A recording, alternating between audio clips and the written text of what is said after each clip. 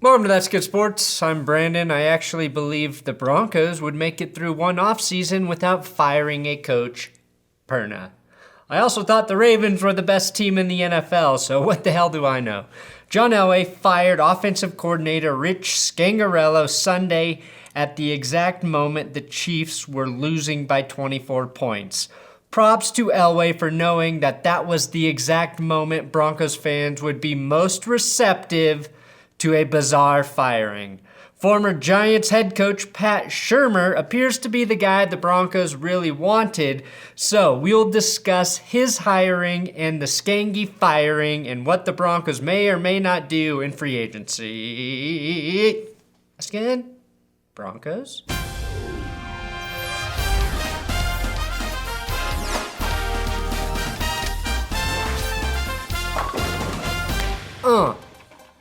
Do that. Also, don't forget to download the That's Good Sports podcast through iTunes or wherever the hell you do your podcasts. The Horsecock Lock shirts, you can get those through the Teespring YouTube store, available in the description or that little thing that has the shirts. If you want them, you don't have to get the Horsecock Lock shirt, but if you like a lot of Horsecock, you might want to get a Horsecock Lock shirt. And they said I couldn't be a salesman. Now, before I talk Scangarello, let me mention Broncos country's favorite defensive coordinator, Joe Woods, just kidding, Wade Phillips, is being considered by the Browns' new head coach, Kevin Stefanski, for their defensive coordinator job. Like Sean McVay before him, that would be the best thing for a young head coach to do. Bring in Wade Phillips, his lovability, and all of his experience. And with a lot of talent on defense, watch him shine. Also, Kevin Stefanski is what I think I look like after exactly 4 whiskeys. Kevin Stefanski is what I would look like if I were groomed at Hot Boys University with all the other hot boys of the world. Now, the Broncos, they did fire offensive coordinator Rich Scangarello. My personal opinion is that, just like my birth, this was premature. Scangarello was not perfect, but he was a first-year coordinator who was pretty green and was also tasked with navigating 3 different starting quarterbacks in a single season and showed improvement when Locke entered the lineup. I was actually optimistic that he was going to have a strong sophomore year, knowing he had Drew Lock, a great core of young skill players, and whatever diamonds Elway would amass via free agency and the draft to add to that arsenal. But you can't spell arsenal without arson, which is what Elway did to his coaching staff once again. And not the fun kind of arson, like when Lisa Left Eye Lopez burnt down Andre Rison's house. To be fair though, this was apparently Vic Fangio's call. Vic is 61, Rich is 47. That's the difference of growing up with MASH, the Jeffersons, and the Brady Bunch versus Cheers, the Golden Girls, and the Cosby Show. Well, before we were aware Bill was committing crimes that the A-team would have killed him for had they known what was going on.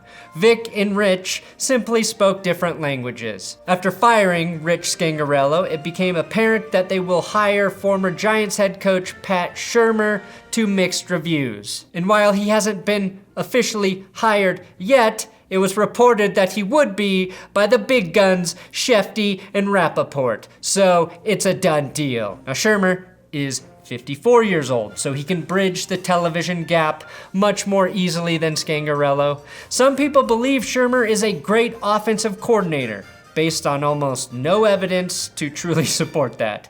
He had a decent year with Case Keenum and the Vikings, and a few good years with the Eagles when Chip Kelly was the head coach, and also Chip Kelly was calling all of the offensive plays.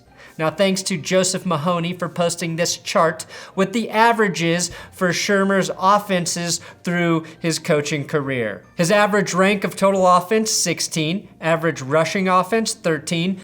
Or 15. Sometimes numbers are tricky. Average passing offense, 15 and 18 in yards and touchdowns. So let's be honest. Let's be very honest about coaching in the NFL. An offensive coordinator is typically at the mercy of the talent he has to work with. And for the immediate future, the Broncos may have plenty of talent on offense, which is why Shurmur might do wonders. But there's a big con with Pat. He is not a big fan of using fullbacks. But maybe, since Jano isn't going anywhere in 2020, he'll just get to have more carries as a regular running back. But if he wastes the talents of Jano, I swear to God, if he misuses Andy Janovich, if he doesn't give Jano the attention he deserves, I will personally fire Pat Shurmur. Fire your ass, Pat. There's 22 goddamn Janos and you better fucking know that.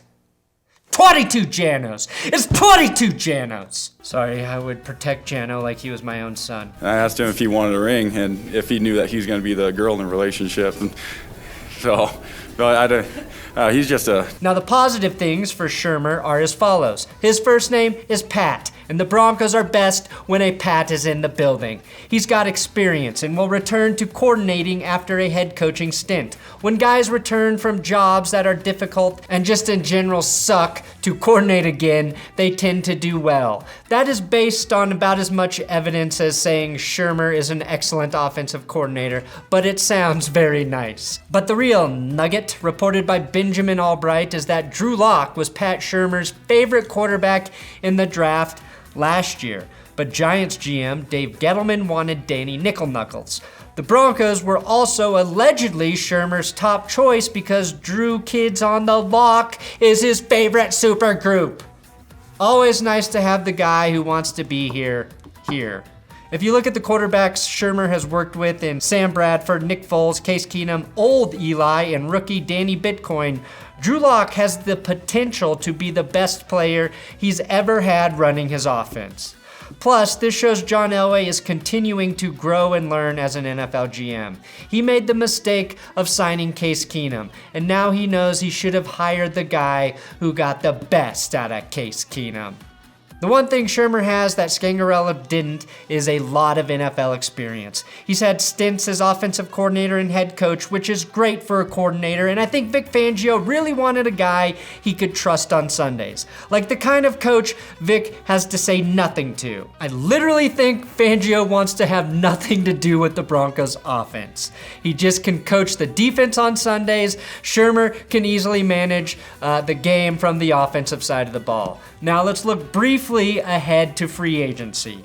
Denver's big unrestricted free agents include Justin Simmons, Shelby Harris, Chris Harris, Will Parks, Derek Wolfe, Adam Gotsis, Theo Riddick, remember him, Devontae Booker, and Connor McGovern. Now Booker is probably gone, Chris Harris is probably gone, maybe they keep Theo Riddick, they paid him good money to not play this year, and Will Parks would be a great signing if they can keep him at the right price. Parks is versatile, played the last few games with a broken hand when the team had nothing to gain, so you know he really wants to be on the field, and everyone just fucking loves Will Parks. So bring him back. It's obviously the number one priority, though, for Denver to keep safety Justin Simmons. But beyond that, I think I would keep Shelby Harris coming off a career year and Connor McGovern because he's not a problem on the offensive line, and that alone is good enough to keep him around for the Broncos offensive line. Eddie Jackson, the elite safety in Chicago, just got a 4-year, $58 million contract from the Bears. Simmons had a much better year than Jackson in almost every statistical category and is in his prime. 4 years, $58 million is less than what Simmons will command, but he's got 4 great years left at least, and he's worth every single penny. If you compare Justin Simmons to other first-team All-Pro safeties, he was better than both Minkah Fitzpatrick and Jamal Adams. Here are their stats. You can see them with your eyes. He had 4 picks, just allowed 1 TD, 8 missed tackles, 15 passes defended, and 93 total tackles. Fitzpatrick, 5 picks, but he gave up a whopping 4 touchdowns, probably all in Miami. 1 more missed tackle with 9, and fewer passes defended, and fewer tackles. Jamal Adams, just 1 pick, but he plays up at the line a lot. 2 touchdowns allowed, 4 missed tackles, 7 passes defended. And the point of showing those stats isn't to say like one guy is much better than the other. All 3 of those guys are incredible safeties. And with as much as teams like, I don't know, the Kansas City Chiefs throw the ball, you want Simmons in the secondary. Simmons will be back in Denver if John Elway doesn't try and get cheap with his offer. I am a bit nervous that Simmons hasn't signed an extension yet, but free agency is 2 months away, so I will give Elway some time. Derek Wolfe would also be nice to keep around, especially if he's serious about taking another hometown discount. Of course, it depends on if they do add someone on the defensive line. If they get someone like, say, Chris Jones, then I think Wolfe will walk. But if not, he's clearly shown that he can still play at a very high level. My fearless writer, Will Keys, informed me that Woody Page said the Broncos would pursue Chris Jones in free agency. And when I went to find the tweet, I learned Woody Page has blocked me on Twitter. Woody had me on his fucking Denver Post show, and I've never talked shit about him on Twitter, so I have no clue why he did this, but I learned he's blocked a lot of people on Twitter. He is the Broncos' version of Ben Roethlisberger. Well, for blocking people on Twitter. I really hope that's the only thing he has in common with Ben. Chris Jones, though, will cost a pretty penny. But if you could put him on the same line with, say, Shelby Harris, the defense could be the best the NFL has ever seen. Jones plays in Kansas City, so signing him is the classic move that would simultaneously help the Broncos and hurt the Chiefs, much like Neil Smith, and much like when the Chiefs chose Elvis Grbac over Rich Gannon. But here's an equally interesting option for the Broncos on the defensive line. Don't overpay for Chris Jones, re-sign Shelby Harris, and then sign Texans free agent defensive tackle DJ Reader. He's 25 years old, is a massive run-stopping beast at 327 pounds, and the Texans still don't, nor do they intend to have a general manager. Only an idiot couldn't steal him away from Bill O'Brien. And I don't think any of us want to see Elway overspend on another offensive lineman in free agency, but if there's any chance they can sign the Titans tackle Jack Conklin or the Potatoes guard Brandon Scherf, I think you have to do that. Austin Eckler in Los Angeles should be a free agent.